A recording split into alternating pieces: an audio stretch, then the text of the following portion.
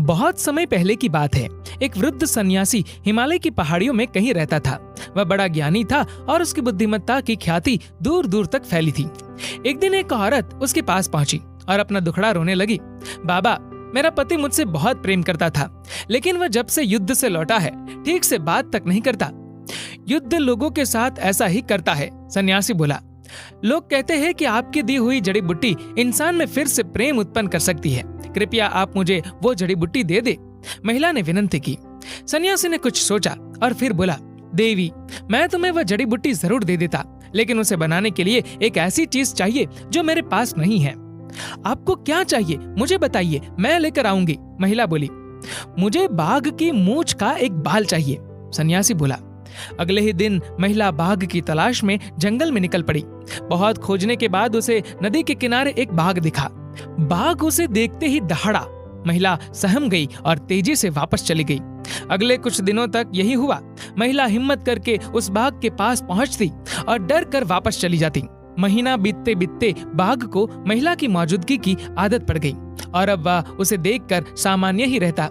अब तो महिला बाघ के लिए मांस भी लाने लगी और बाघ बड़े चाव से उसे खाता।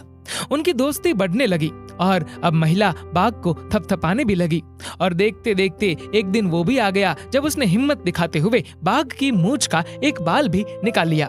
फिर क्या था, वह बिना देरी किए सन्यासी के पास पहुंची और बोली, मैं बाल ले आई बाबा। बहुत अच्छे। और ऐसा कहते हुए सन्यासी ने बाल को जलती हुई आग में फेंक दिया। अरे ये क्या बाबा, आप नहीं जानते इस बाल को लाने के लिए मैंने कितने प्रयत्न किए और आपने इसे जला दिया। अब मेरी जड़ी बूटी कैसे बनेगी? महिला घबराते हुए बोली। अब तुम्हें किसी जड़ी बूटी की जरूरत नहीं है, सन्यासी बोला। जरा सोचो, तुमने बाघ को किस तरह अपने वश में किया। जब एक हिंसक पशु को धैर्य और प्रेम से जीता जा सकता है तो क्या एक इंसान को नहीं?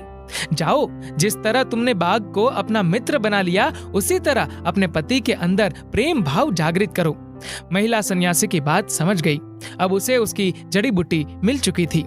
दोस्तों, रिश्ता चाहे पति पत्नी का हो, माँ बाप और बेटी बेटियों का हो या फिर किसी दोस्त या संबंधियों से हो, सभी रिश्ते को प्रेम और धैर्य से वश में किया जा सकता है।